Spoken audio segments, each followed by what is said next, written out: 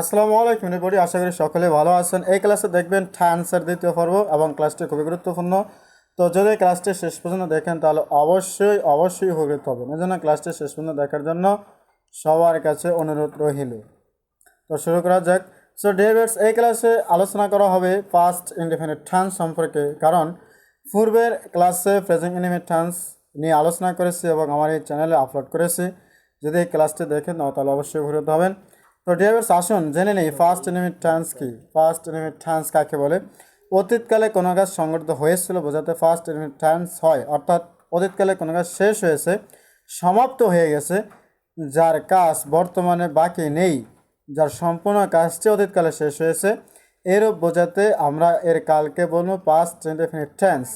আমি আবার বলি, অতীতকালে কোনো কাজ সম্পূর্ণ শেষ হয়ে গেছে, অতীতকালে কোনো কাজ সম্পূর্ণ শেষ হয়ে গেছে, যে কাজ এখন আর তার ফলই এখন আর বর্তমানে বিদ্যমান নেই, বাকি নেই, সেক্ষেত্রে আমরা ব্যবহার করবো ফার্স্ট ইনডেফিনিট টেন্স।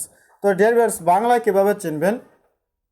বাংলা যে কোনো গল্প দেখে অথবা বই দেখে যে কোনো বাংলা লেখাই হোক না কেন, এটা দেখলে আপনি কীভাবে বলবেন যে এটা ফার্স্ট ইনডেফিনিট টেন্স, সেই ক্ষেত্রে আমরা আলোচনা করব। তো ডিয়ার্স, দেখা যাক যে বাংলা আমরা কীভাবে চিনব। তো বাংলা ক্রিয়া শেষে ল লে লাম ত তে তাম নি ন নি নাই। তো ডিয়ার্স, এই যে ল লে লাম ত তে তাম ন নি নাই, এই যে 9টি শব্দ, এই 9টি শব্দের যে কোনো একটি যদি বাংলা ক্রিয়া শেষে থাকে তাহলে অবশ্যই আপনি বুঝতে হবে এটি ফার্স্ট ইনডেফিনিট টেন্স। এবং এটি বোঝার জন্য এখনই আপনি বাংলা বই অথবা যে কোনো বাংলা বই নিয়ে বসে যান এবং পড়তে থাকুন। যে ভার্বের শেষে অথবা বাংলা ক্রিয়া শেষে আপনি দেখবেন ল লেলাম ত তে তাম ন নি নেই, এর যে কোনো একটা থাকবে, সেটাই বুঝবেন ফার্স্ট ইনডেফিনিট টেন্স। আশা করি বুঝতে পেরেছেন। নেক্সট, ইংরেজি কীভাবে চিনবেন ড্রাইভার্স? ইংরেজি কীভাবে চিনবেন সেটা হচ্ছে সাবজেক্টের পরে ভার্বের ফার্স্ট ফর্ম থাকবে, সাবজেক্টের পরেই ভার্বের ফার্স্ট ফর্ম থাকবে। সাবজেক্টের পরেই যদি ভার্বের ফার্স্ট ফর্ম থাকে তাহলে এটা অবশ্যই ফার্স্ট ইনডেফিনিট টেন্স। আর বাংলা হচ্ছে ল এলাম ত তে তাম ন নি নেই। তো যেমন আমরা ইংরেজি শিখলাম, তো ড্রাইভার্স এই যে শিক্ষা হচ্ছে ভার্ব, শিক্ষা হচ্ছে ভার্ব। আর এই ক্রিয়া দেখেন শিক্ষা, যার শেষে আছে লাম, এই যে লাম। তো আমরা জানি যে যদি ক্রিয়া শেষে ল লে লাম এর যে কোনো একটি থাকে সেটা অবশ্যই ফার্স্ট ইনডেফিনিট টেন্স।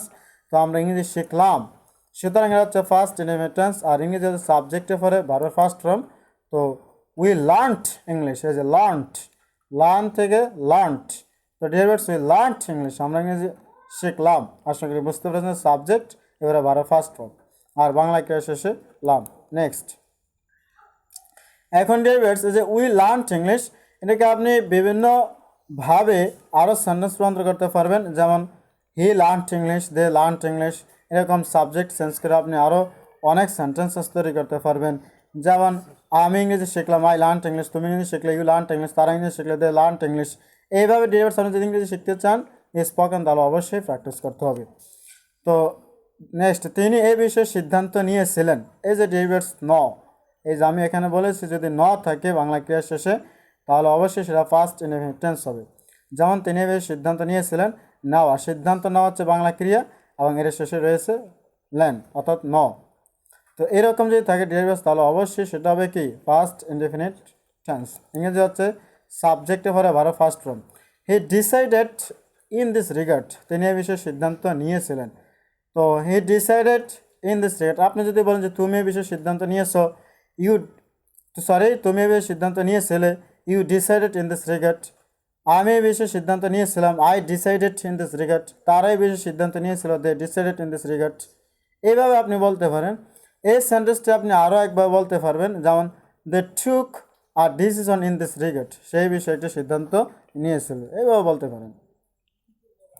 তো ডিয়ার্স, নেক্সট, দীপুমণি শিক্ষা ব্যবস্থা পরিবর্তন করলেন, এই যে ডিয়ার্স ন বাংলা ক্রিয়া শেষে পরিবর্তন করা, বাংলা ক্রিয়া হচ্ছে পরিবর্তন করা, আর তারই শেষে রয়েছে ন।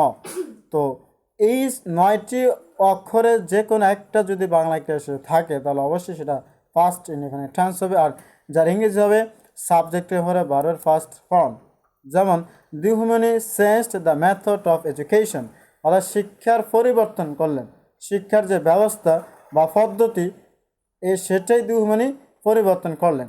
সো ডিয়ার ভিউয়ার্স, আপনি এখানে দুহুমানির জায়গায় অন্য নাম বা পার্সন চেঞ্জ করো সদস্য সেন্টেন্সেস এই ফার্স্ট ইনডেফিনিট টেন্সের তৈরি করতে পারবেন। তো আশা করি ডিয়ার ভিউয়ার্স ক্লাসটি বুঝতে পেরেছেন যে বাংলা ক্রিয়া শেষে থাকবে ল লাম ততে থাম ন নি নাই এবং ইংরেজি structure subject plus verb first form. সাবজেক্টের পরই যদি ভার্ব ফার্স্ট ফর্ম থাকে তাহলে সেটা অবশ্যই ফার্স্ট ইনডেফিনিট টেন্স হবে। আশা করি বুঝতে পেরেছেন।